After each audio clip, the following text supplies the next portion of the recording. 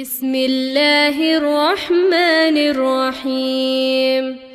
تبارك الذي بيده الملك وهو على كل شيء قدير، الذي خلق الموت والحياة ليبلوكم أيكم أحسن عملا، وهو العزيز الغفور. الذي خلق 7 سماوات طباقا، ما ترى في خلق الرحمن من تفاوت، فارجع البصر هل ترى من فطور، ثم ارجع البصر كرتين ينقلب إليك البصر خاسئا وهو حسير. ولقد زينا السماء الدنيا بمصابيح وجعلناها رجوما للشياطين، وأعتدنا لهم عذاب السعير. وللذين كفروا بربهم عذاب جهنم وبئس المصير.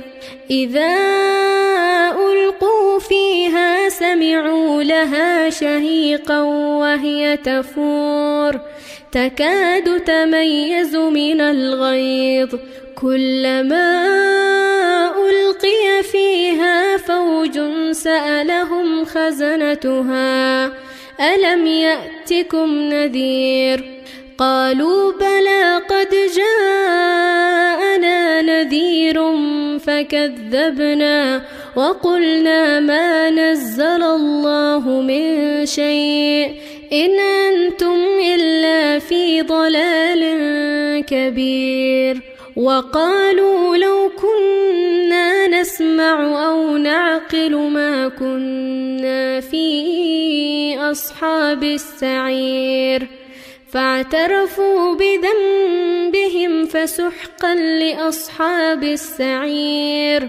إن الذين يخشون ربهم بالغيب لهم مغفرة وأجر كبير. وأسروا قولكم أو اجهروا به إنه عليم بذات الصدور. ألا يعلم من خلق وهو اللطيف الخبير. هو الذي جعل لكم الأرض ذلولا فامشوا في مناكبها وكلوا من رزقه وإليه النشور. أأمنتم من في السماء أن يخسف بكم الأرض فإذا هي تمور، أم أمنتم من في السماء أن يرسل عليكم حاصبا، فستعلمون كيف نذير. ولقد كذب الذين من قبلهم فكيف كان نكير.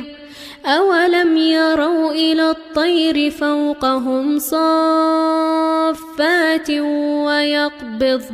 ويقبضن ما يمسكهن إلا الرحمن إنه بكل شيء بصير.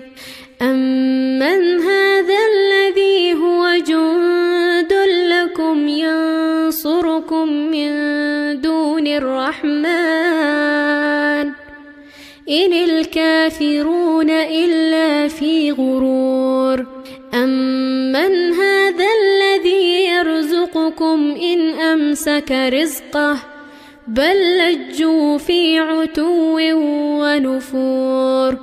أفمن يمشي مكبا على وجهه أهدى أمن يمشي سويا على صراط مستقيم. قل هو الذي أنشأكم وجعل لكم السمع والأبصار والأفئدة قليلا ما تشكرون. قل هو الذي ذرأكم في الأرض وإليه تحشرون ويقولون متى هذا الوعد إن كنتم صادقين قل إنما العلم عند الله وإنما أنا نذير مبين فلما رأوه زلفة سيئت وجوه الذين كفروا وقيل هذا الذي كنتم به تدعون قل أرأيتم إن أهلكني الله ومن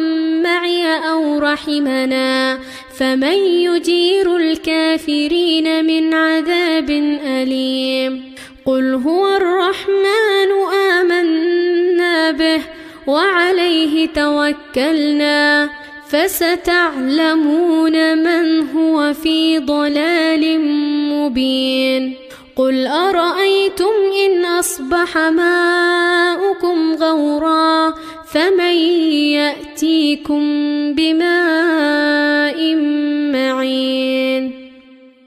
And from his narration on the authority of Ibn Abbas that he said regarding the interpretation of Allah's saying, blessed is he, he says, he possesses grace. It is also said this means, exalted, transcendent, exonerated is he, and he is too holy to have children or partners, in whose hand is the sovereignty, the power to bestow might and abasement and the power over the stores of all things. And he is able to do all things, to elevate or to abase.